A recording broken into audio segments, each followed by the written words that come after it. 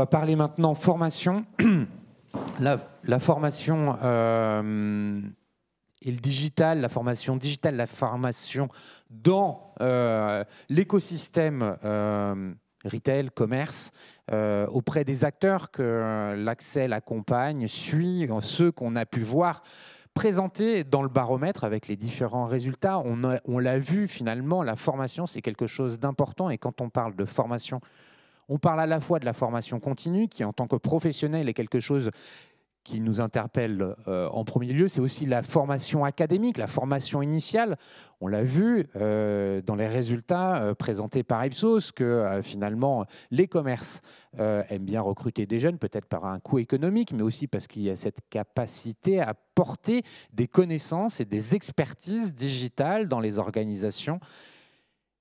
Et puis, il y a la tech au milieu de tout ça, l'IA, comment on l'utilise. Chez Leroy Merlin, l'exemple était probant de comment on peut accompagner les magasins, les directeurs de magasins dans l'utilisation de ça, comment on peut rassurer finalement les collaborateurs qui sont là et comment on peut les augmenter. C'est de tout ça dont il est question quand on va parler formation, et on a la chance d'avoir finalement trois invités qui vont pouvoir soutenir des points de vue différents et complémentaires, avec Marianne qui, elle, vient des banques populaires, du groupe BPCE, qui va pouvoir nous livrer le point de vue d'une organisation privée, comment ça fonctionne, comment finalement il y a un accompagnement des différents clients, commerces. Là, je pense à Nextinov, mais je vais te laisser en parler, mais aussi en interne dans le groupe les banques populaires, comment on fait pour la formation. Donc, un point de vue privé. On a également Alexandre qui va pouvoir, lui, porter un témoignage sur le rôle public, puisque Alexandre vient de France Num.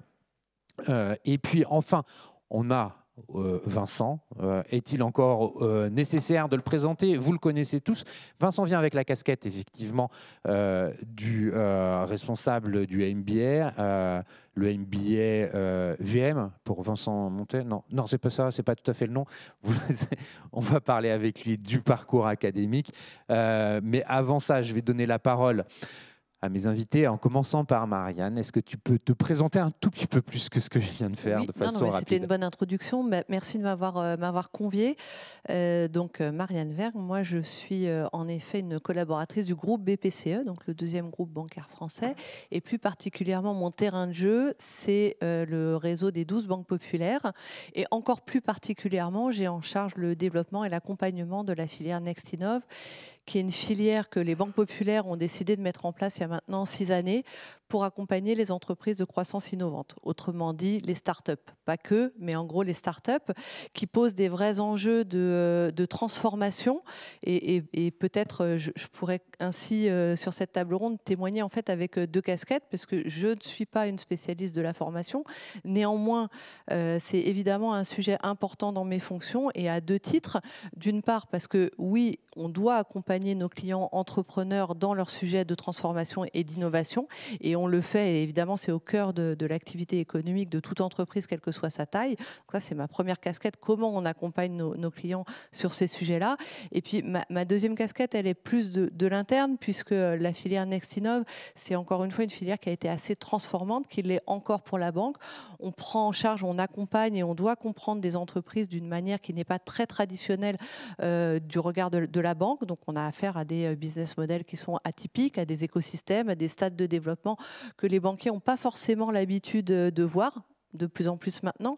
Des financements aussi, qui sont des financements immatériels. C'est compliqué, les financements immatériels pour un banquier.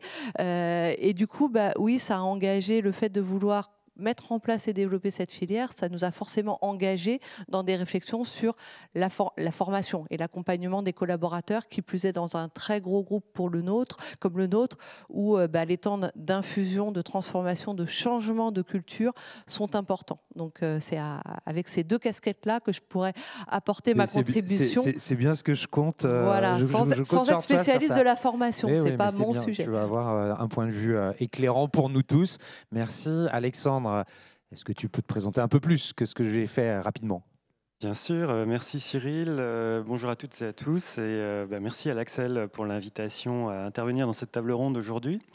Donc moi, en fait, je fais partie de France Num. France Num, qu'est-ce que c'est? C'est une initiative du gouvernement pour favoriser la numérisation des TPE et des PME. Donc on est une équipe d'une dizaine de personnes ici à Bercy, à la Direction générale des entreprises. Mais avant tout, on est une initiative partenariale. En fait, on travaille avec un réseau de 80 partenaires dans lequel on va retrouver des organisations professionnelles, les professionnels du numérique, le réseau des chambres de commerce ou des chambres de métiers, les régions. Et donc l'idée, c'est de fédérer toutes les initiatives et les dispositifs publics, parapublics ou privés pour favoriser donc l'accélération, la prise en main du numérique par les TPE et les PME. Donc on aura l'occasion d'y revenir. En fait, dans ce cadre, on intervient un peu sur 3 dimensions. Une première dimension qui est véritablement la sensibilisation du tissu des entreprises aux avantages du numérique, puisqu'en fait, la Direction générale des entreprises, on se situe dans des objectifs de compétitivité et de croissance des entreprises. Donc on sensibilise les entreprises donc sur tous les secteurs d'activité et bien évidemment les acteurs du commerce. Une dimension, et c'est plutôt l'objet de la table ronde aujourd'hui, d'accompagnement et de formation qu'on pourra développer plus en avant. Et puis aussi des dispositifs de soutien pour passer concrètement au numérique. Il y a un vrai enjeu en fait pour des toutes petites entreprises de sauter le pas et de se lancer dans un projet qui apporte de la rentabilité. Merci Alexandre pour cette présentation. Bon Vincent, je te pose quand même la question, est-ce que tu peux te présenter un tout petit peu? Merci, oui, quand même. Vincent Montet, donc dans le civil, je suis fondateur et directeur d'un MBA dans le domaine du marketing et la transformation digitale à l'EFAP, l'École des nouveaux métiers de la communication. Je l'ai fondé il y a presque 10 ans. On était 50, aujourd'hui c'est près de 500 étudiants à Lille, Lyon, Paris, Bordeaux, Shanghai et bientôt d'autres pays d'Afrique, je l'espère. Avant ça, j'ai été patron d'agence start-upper, mais aussi j'ai créé il y a 26 ans à Léonard de Vinci le premier MBA. Donc, une de mes passions, c'est vraiment finalement les yeux qui brillent d'un jeune ou d'un moins jeune après quelques mois ou une année de formation et qui est heureux et dans son projet professionnel et contribue à la société. C'est un des enjeux du siècle finalement, la formation, et je suis très heureux de pouvoir y participer. C'est pas le MBA de Vincent Montet, c'est intéressant ton incarnation que tu as voulu m'attribuer, parce qu'il y a 3 ans, j'ai tout fait pour être désincarné en étant reconnu par l'État. Et on va rebondir. Quand un diplôme est reconnu par l'État, il n'est plus Vincent Montet. Je peux mourir. C'était la petite pique sur tout à l'heure quand tu m'as dit que j'étais un influenceur européen. Voilà. Et la reconnaissance de l'État, c'était le clin d'œil à notre sujet du jour. On a été, il y a 3 ans, le premier diplôme à avoir le terme transformation digitale dans le diplôme. Il y a quelques semaines, l'EM Lyon vient de faire pareil. Donc ça, il y a les grandes écoles de commerce qui disent « Ah là !» Mais ce qui est intéressant, c'est que l'État reconnaît comme compétence professionnelle le terme transformation digitale. Après, il y a un manager, etc. Mais ça, il y a une maturité qui va complètement avec notre baromètre. Merci Vincent. On va commencer et je vais reposer la question finalement à Marianne et ensuite à Alexandre. Mais je le disais en introduction, on va parler de la formation continue, donc en fait, et élargir le sujet pour aller jusqu'à l'accompagnement, et d'ailleurs Alexandre t'en parlait, de l'accompagnement. Côté Banque Populaire, comment tu peux nous livrer tes retours d'expérience à la fois avec Nexinov et en interne sur ces accompagnements-là, ces besoins d'accompagnement? Alors, côté Banque Populaire, c'est assez classique. Nous, on accompagne des dirigeants d'entreprise, quelle que soit la taille des entreprises. Donc, ça va de l'auto-entrepreneur, de l'étudiant entrepreneur, jusqu'à l'ETI, la très grande entreprise, le groupe. Voilà. Quelle que soit la taille des entreprises, un des leviers de la croissance, c'est l'innovation. Voilà, c'est la transformation, l'adaptation. Donc la formation pour nous, elle fait partie des leviers de la croissance. Après, donc évidemment, on accompagne quels que soient les types d'entreprises sur ces sujets-là. On accompagne de plusieurs façons. En l'occurrence sur la formation, enfin sur le sujet de la formation digitale, du digital, de la transformation digitale, on va accompagner en financement, assez classique pour une banque. On va accompagner avec des outils très concrets, en particulier pour les professionnels, des outils pour payer en ligne, des outils pour développer les sites internet, des outils pour se former les collaborateurs. Et puis on va également accompagner nous-mêmes en dispensant des conseils et en orientant dans l'écosystème dédié pour que le dirigeant d'entreprise soit le mieux accompagné. Mais en fait, ce qui est peut-être intéressant, et ça s'est dit dans les tables rondes précédentes, c'est que finalement, il y a la formation en tant que telle, mais il y a pourquoi on fait la formation. C'est comme la tech. Ok, la tech, mais la tech pour la tech, on l'a dit plusieurs fois, ça n'a aucun sens. Et donc, ce qui est intéressant, c'est de voir comment cette formation, en fait, elle prend sens à la fois dans une organisation globale et dans une stratégie de dirigeant. Donc, c'est avant tout le sujet quand même du dirigeant qui doit s'intéresser et voir venir un petit peu toutes ces tendances, réussir à se situer et peut-être à bien s'entourer pour se situer sur tous ces sujets-là, et ensuite à mettre en œuvre une stratégie qui va évidemment intégrer de la formation. Donc ça, pour la partie Banque Populaire. Pour la partie Nextinov, en fait, je nous appliquerai à nous-mêmes ce qu'on applique à nos clients. Hein, donc, c'est-à-dire que Nextinov, nous, on a beaucoup formé, on a formé plus de 400 collaborateurs, ce qui est beaucoup pour une filière, à ce que c'est que l'innovation entrepreneuriale. C'est quoi une start-up, c'est quoi les termes, c'est quoi les cycles de développement, c'est quoi les modes de financement, c'est quoi les perspectives, voilà, comment est-ce qu'on peut financer, pas financer, comment on finance des brevets et des salaires, voilà, pas simple, autrement qu'en levant des fonds auprès de VC. Donc on a formé à tout ça, mais en fait si on forme en désincarnant complètement de l'organisation, de la stratégie, et ben ça marche pas, parce que nos chargés d'affaires, ils se retrouvent, nos chargés d'affaires par exemple, ce ne sont pas les seuls formés, ils se retrouvent un petit peu tout seuls avec leur formation. Ok, ils ont le vocabulaire, ok, ils ont la théorie, mais si autour d'eux, il n'y a personne qui comprend avec eux, qui les accompagne, qui les écoute, si dès qu'ils vont parler du sujet à leur chef, là ça bloque parce qu'on n'a pas la même culture d'entreprise, ça ne marche pas. Donc en fait, au-delà de la formation, il faut pouvoir mettre en œuvre cette formation, donc expérimenter, d'accord, les outils, mais aussi mettre en œuvre dans son travail quotidien, donc échanger et situer toutes ces actions-là dans un cadre stratégique, je dirais, moyen-long terme. Donc voilà, c'est la formation, mais pas la formation toute seule, désincarnée. Ouais. Voilà. Voilà. Et la rendre concrète, opérationnelle. Absolument. Et c'est des points d'attention qu'on a à la fois pour nos clients et pour nos collaborateurs.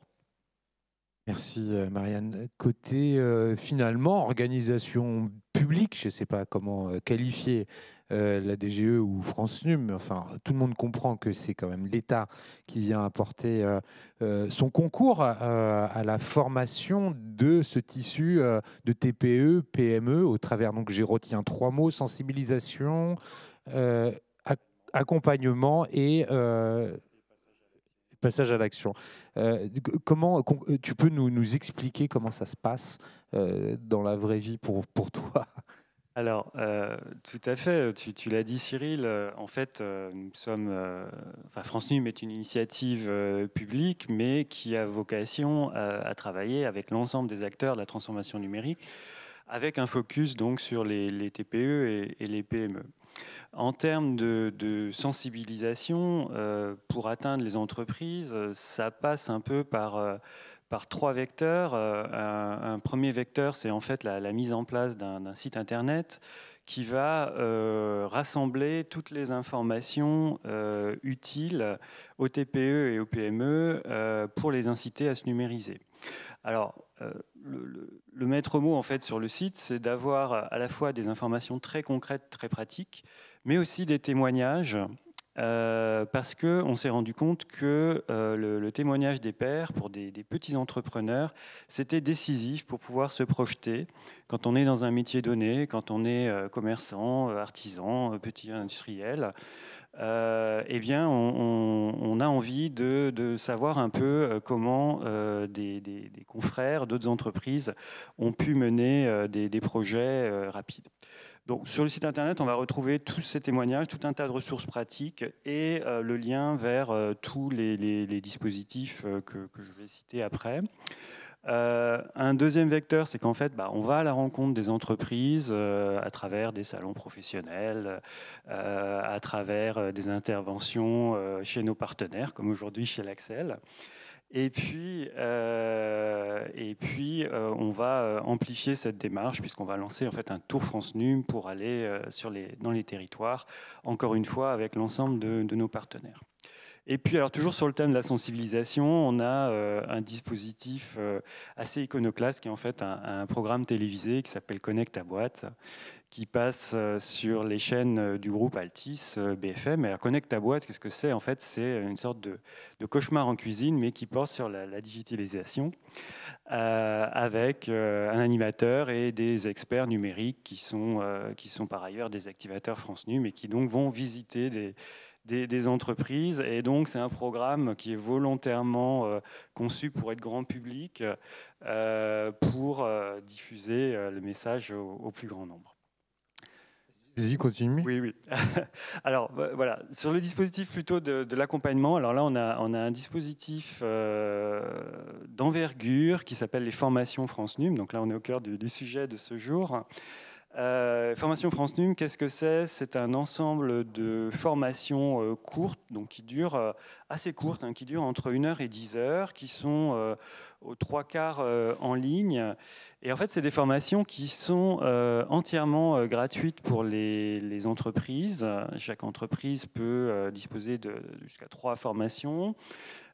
Pourquoi c'est gratuit? Parce qu'en fait, c'est financé par le plan de relance européen. Donc, on est dans le mécanisme de relance de l'économie post-Covid. Et donc, c'est un dispositif qui va se poursuivre jusqu'en juin 2025, qui là aussi a été organisé dans une optique de réseau. Donc, on l'a confié à un opérateur qui est BPI France. Et derrière, on a une quarantaine de groupements de formation qui ont été sélectionnés par appel à projet et qui là vont aussi... ce qui est important en fait pour le succès de ce type de dispositif, c'est un peu la diversité et la complémentarité des acteurs. C'est-à-dire qu'on a des professionnels de la formation, des gens qui savent parler aux entreprises, par exemple des organisations professionnelles ou des réseaux consulaires. Et voilà, c'est cet ensemble qui fonctionne et qui donc permet d'avoir une offre pour les TPE-PME sur des sujets généralistes ou sur des approches plus verticales. On diffuse également un MOOC fait en partenariat avec FunMOOC et l'Université de Montpellier en complément de cette offre de formation et d'accompagnement. Ça rencontre un vrai succès de la part des populations auprès de qui vous faites connaître tout ce dispositif. Oui, alors tout à fait. Alors, il y a un vrai enjeu de diffusion sur tous ces dispositifs. Ce qui est compliqué, c'est de les faire connaître et d'aller chercher des entreprises qui sont en fait éloignées du numérique. Il y a des entreprises qui sont plutôt dans l'innovation, vont se renseigner, vont savoir avoir recours à ces types de dispositifs. Mais l'objectif de France Num, c'est aussi d'aller chercher des gens qui sont plus éloignés du numérique. Et on y arrive avec cette logique de partenaires très, très complémentaires. Merci Alexandre pour cette présentation assez détaillée du dispositif de France Num. On vient d'aborder le sujet de la formation continue. Vincent, avant ça, il y a la formation académique, la formation initiale, la première. Aujourd'hui, c'est quoi les enjeux de ces formations académiques quand on pense à l'écosystème dans lequel on est, au digital? C'est quoi aujourd'hui diriger un MBA? C'est quoi ce que les étudiants viennent chercher? C'est quoi ce que les entreprises attendent de ces étudiants formés? Alors aujourd'hui, c'est répondre à une mutation du marché très importante autour de l'apprentissage. Donc, je vous ai parlé des 10 ans de mon parcours au sein de l'EFAP. Il y a 3-4 ans, j'ai 2 formations. J'ai le full-time, 6 mois de cours, 6 mois de stage, et le part-time, 3-4 jours ou une semaine par mois pendant 1 an pour les cadres en activité au départ. Et il y a 3 ans, j'avais 80% de full-time, 20% de part-time. Depuis 3 ans, imaginez bien que la bascule s'est faite, d'abord grâce ou à cause, mais plutôt grâce, vraiment à ce gouvernement qui a pris des mesures pour l'apprentissage. On a tous commencé, l'apprentissage c'était bien en Allemagne et pour les tourneurs-fraiseurs. Tout d'un coup, là, ça y est, 300 000 à 400 000 jeunes, bac+4, bac+5, jus de cerveau, services et prestations intellectuelles, sont en apprentissage. Donc le marché a complètement basculé. Et quand on a l'habitude de la formation initiale, c'est différent. Parce que l'apprenti n'est pas un étudiant. Il a une carte étudiante. Mais son vécu, son parcours, ça n'a rien à voir avec l'étudiant qui a 6 mois de cours, 6 mois de boîte de nuit, 6 mois de stage, et le pauvre apprenti qui est un cadre pas cher. C'est un triptyque, l'apprentissage. Qui a des apprentis dans ces entreprises? Qu'on les applaudisse. Merci beaucoup. Parce que ce triptyque, en effet, l'étudiant, l'entreprise, l'école. Et l'étudiant, je me reprends, l'apprenant, l'apprenante, évidemment. À l'EFAP, on a 80% de femmes et de jeunes femmes dans nos diplômés, dans la tech et le digital. C'est possible. Donc l'apprenant, il a, pardonnez-moi l'expression, le cul entre deux chaises. Pendant 3 semaines, il est dans l'entreprise, cadre pas cher, la pression. Et puis il a 1 semaine de cours. Vous voyez que l'entreprise arrête ses emails, ses notifications, ses SMS. Non, la pression continue. Très peu d'entreprises respectent ce temps d'apprentissage. Et l'étudiant, il a peur de ne pas être diplômé ou peur de ne pas être recruté après 1 an? Donc il ne sait pas bien ce qu'il est finalement pendant cette semaine-là. Ensuite, il faut qu'il s'investisse dans le travail étudiant, mais il travaille 35 heures. Enfin, déjà 35 heures, encore du travail en plus. Vous voyez, cette notion d'équilibre de vie perso-pro d'une nouvelle génération, dans l'apprentissage, c'est compliqué. Puis enfin, il y a l'institution, l'école. Est-elle sérieuse? Dialogue-t-elle avec l'entreprise? Est-elle prête à aider l'étudiant qui va avoir des problèmes humains, bien plus que des problèmes techniques ou d'apprentissage? Sur les 350 apprentis cette année, ce n'est pas 2% de problèmes qu'on a. Hein. Post-Covid, on a une génération qui, en plus, est encore à fleur de peau. Très sensible. Je vais vous passer... Donne-nous quelques exemples. Ah, monsieur Montier, il faut que je vous parle. Oui, allô? Qu'est-ce qu'il y a? J'ai travaillé 37 heures. Je ne comprenais pas la question. Je dis oui, et mais alors, les 2 heures, ils ne veulent pas me les payer. On peut en rire et dire ils sont extrémistes, mais ne l'a-t-on pas été nous-mêmes à oublier nos vies privées au siècle dernier? J'ai un autre exemple d'une étudiante qui trouvait l'environnement agressif.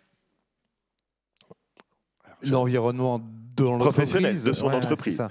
Alors, on fait attention à la toxicité masculine encore très présente. Quand on a 80% de jeunes femmes, on est extrêmement attentif à ce fait encore présent. Donc, j'ai gratté. Je lui ai dit, donne-moi des faits.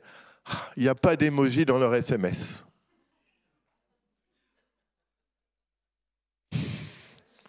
Donc là, on se dit, bon, ceux qui ont raison, on ne va pas aller contre. De toute façon, ils ont le pouvoir. À la retraite, il y a un trou sociologique. Donc, la jeune femme et le jeune homme de 22, 24 ans, bac+5, il a tout pouvoir. Hein. C'est sociologique. Si en plus il est dans le digital, alors là, c'est un super héros. Et on verra la place de l'IA là-dessus. En tout cas, pour nous, on se rend compte, et que ce n'est pas une question de taille d'entreprise. Hein. On a des très grands groupes hyper processés qui font attention à rien du tout dans leurs apprentis. C'est juste X lignes Excel, pas cher, et on sent que c'est du bétail. On peut tomber sur la start-up qui va complètement surexploiter également ça. Donc, ce n'est pas la taille de l'entreprise qui fait sa bienveillance, ça se saurait. Donc, c'est un vrai choix. Mais là où on peut être fier, en tout cas moi je suis fier, pas de ce qu'on fait nous, mais de finalement ces mesures gouvernementales, où ça y est, on a des jeunes qui peuvent rester longtemps dans l'entreprise, se rassurer, prendre confiance tout en étant rémunérés et sans ruiner les parents. Le modèle est hyper vertueux quand les trois parties respectent bien tout ça. Merci Vincent pour ce laïus sur la partie académique. Marianne, je me retourne vers toi. Vincent a commencé à l'évoquer, les enjeux de tech qui viennent aussi bousculer les besoins de formation et d'accompagnement. L'IA a largement été évoqué ce matin dans les différentes prises de parole. Côté Banque Populaire, comment ces sujets sont abordés, demandés et finalement gérés? Alors, pour nous, l'intelligence artificielle, c'est évidemment un sujet de performance d'entreprise. Donc, c'est un sujet majeur. Et comme le digital en son temps, peut-être que dans quelques années, le baromètre s'appellera baromètre croissance et intelligence artificielle. Je ne sais pas, j'ai l'impression qu'il y a un petit pivot qui se fait cette année. Mais évidemment, c'est un sujet dont toutes les entreprises doivent se saisir. Après, la question, et là aussi on l'a vu avant, c'est comment. Donc, c'est avant tout un sujet de dirigeants, de stratégie d'entreprise, mais c'est évidemment un levier supplémentaire pour la performance, pour l'organisation, pour la production, pour la veille et pour rester compétitif dans un monde qui change très vite. Donc le sujet, il est, avant d'être technologique, il est encore une fois, à mon avis, stratégique. C'est quoi la stratégie de l'entreprise? C'est quoi son environnement concurrentiel? C'est quoi son fonctionnement? C'est quoi ses perspectives? Et du coup, comment elle se positionne là-dessus et comment elle va atteindre ses objectifs. Ces questions, elles sont quelle que soit la taille de l'entreprise. Quelle que soit la taille de l'entreprise. Et finalement, ce sont vraiment des sujets de capacité de l'entreprise à comprendre son environnement, à se situer dans son environnement et à rester compétitive. Donc, bien sûr, c'est un sujet majeur. Et là où peut-être ça fait une différence par rapport aux autres sujets de transformation, c'est que ça va très, très vite. On le voit, en quelques années, c'est devenu un sujet mainstream. Et c'est aussi pour ça que ça va vite. Et en même temps, moi, je crois qu'on devient quand même très habitué, plus habitué qu'il y a quelques années à la transformation. On a mis une dizaine d'années à comprendre ce que c'était que le numérique. Les réseaux sociaux, ça a été un petit peu plus vite. Le Covid a accéléré extrêmement l'appropriation des nouveaux usages digitaux. Et finalement, en 2 ans, c'était fait. Nous, à Banque Populaire, moi, j'ai été sidérée personnellement de la manière dont on s'est adapté. On est une grosse entreprise, donc on est très puissante, mais en même temps, on est très lente. Moi, j'aime bien dire qu'on est un peu un mammouth ou un diesel. Voilà. Quand c'est en route, c'est super, c'est performant, mais alors quel temps pour se mettre en route? Nécessité fait loi. Au moment du Covid, on s'est mis en route et on a su faire des choses, sortir des produits, proposer des produits à nos clients ou les accompagner dans des délais qu'on n'aurait nous-mêmes pas cru possible. Et donc, oui, ça va vite, mais en même temps, les process de transformation, les entreprises commencent quand même à bien les intégrer, mieux les maîtriser, ouais. et à comprendre la nécessité d'adresser le sujet. Après, la difficulté, c'est de ne pas se disperser, de savoir, je crois que Dominique l'a dit aussi, savoir arrêter des projets suffisamment tôt. C'est aussi une manière de penser très start-upper, mais on a le droit de se tromper, mais il faut se rendre compte vite, pour ne pas dépenser trop de moyens, que ce soit en budget ou en temps homme, et puis pendant ce temps-là, laisser la concurrence nous dépasser. Donc il faut expérimenter, il faut tenter des choses, mais en même temps, il faut savoir vite arrêter et faire ses choix. Donc nous, on pousse tout ça parce que ça touche au développement et tout simplement à la pérennité des entreprises qu'on accompagne. Et donc, du coup, ça touche aussi à notre business model parce que nous, quand nos clients se développent, c'est bien pour nous aussi. Merci Marianne. Alexandre, on l'a entendu tout à l'heure, finalement les petits commerces viennent de plus en plus chercher des réponses dans ce que l'IA peut leur apporter. Comment le côté tech ressort finalement de tous les contacts que vous avez chez France Num? Alors, comme effectivement on est dans ce dialogue avec les petites entreprises et les petits commerces, on s'est posé la question de la façon dont aborder l'IA avec eux. Et en fait, ce qui nous remonte, mais vraiment par tous nos canaux et tout notre réseau, c'est que vraiment pour des toutes petites entreprises, l'enjeu, c'est pas l'IA pour l'IA. Alors évidemment, l'IA générative a fait le buzz, ils sentent bien qu'il y a une révolution en marche. Mais la question, c'est qu'est-ce que je vais en faire moi? À quoi ça va me servir? Donc en fait, l'approche qui nous paraît la plus pertinente et qu'on essaie de mettre en œuvre avec nos partenaires, c'est une approche centrée en fait sur les fonctions et les besoins de l'entreprise. Donc c'est de l'IA pour améliorer ma relation client, c'est de l'IA pour analyser mes données sur mes ventes ou mes produits, c'est de l'IA pour faire de la qualité en milieu industriel, faire de la maintenance prédictive. Voilà. Donc c'est vraiment l'approche qui nous paraît la plus pertinente. On a notamment un partenaire France Num que vous connaissez certainement, qui est le Hub Francia, qui travaille beaucoup sur la diffusion avec tout l'écosystème de l'offre d'IA et de mettre en relation l'offre et les usages. Et à travers les actions de cet acteur ou d'autres acteurs, on voit bien que lorsqu'on montre des cas d'usage concrets, des fiches pratiques en disant je suis dans tel secteur, mon besoin c'est ça, et voilà les types de solutions que je peux mettre en œuvre, c'est ça qui vraiment va permettre aux entreprises de se projeter. Et ça, c'est vrai pour l'IA, et c'est vrai pour toutes les problématiques de numérisation. Parce que ça devient concret, en fait. Voilà, c'est du concret dans le cadre de mon métier, de mon secteur ou sur ma fonction. Merci Alexandre. Vincent, je crois que dans ton MBA, si on n'utilise pas ChatGPT, on a une bulle. Enfin, ce que je veux dire par là, c'est que je ne suis pas loin de la vérité. Il faut impérativement utiliser l'IA générative quand on est un étudiant. Alors, déjà, quand on est une école en général et une école de communication, l'arrivée l'IA gène, ça pose très très vite des questions.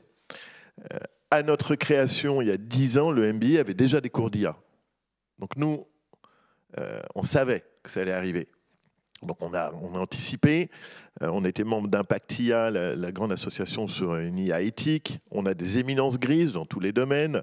Dans le domaine de l'IA, Flavien Chervel, auteur d'Hyperprompt dont parlait tout à l'heure, Cyril, mais également Emmanuel Vivier du Hub Institute, il y en a d'autres. Nous, on n'est que des navigateurs, il me faut des cartographes pour savoir où on va.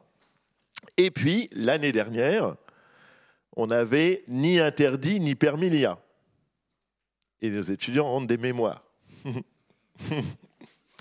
Avant, on avait des logiciels pour repérer le plagiat. Là, on n'a pas besoin de logiciels pour repérer l'IA. Il n'y a plus de faute d'orthographe. Mais il n'y a plus d'âme. Il y a également un fameux paragraphe où l'étudiant remerciait Vincent Montet, lettre céleste. Avait-il relu sa préface? Je ne sais. Sciences Po, en septembre dernier, est monté en créneau en disant « on va interdire l'IA ». Quand j'ai entendu ça à la radio, j'ai dit « on va rendre obligatoire l'IA ». On va prendre le contre-pied. Nos étudiants ne peuvent pas rendre un article, une infographie, une vidéo, une thèse professionnelle sans utiliser l'IA, c'est obligatoire. Mais on ne fait pas que ça. On a conçu à côté une note méthodologique. Tu ne peux pas produire un contenu sans m'expliquer comment. Et cette note méthodologique, on a repris le schéma de pensée humaine.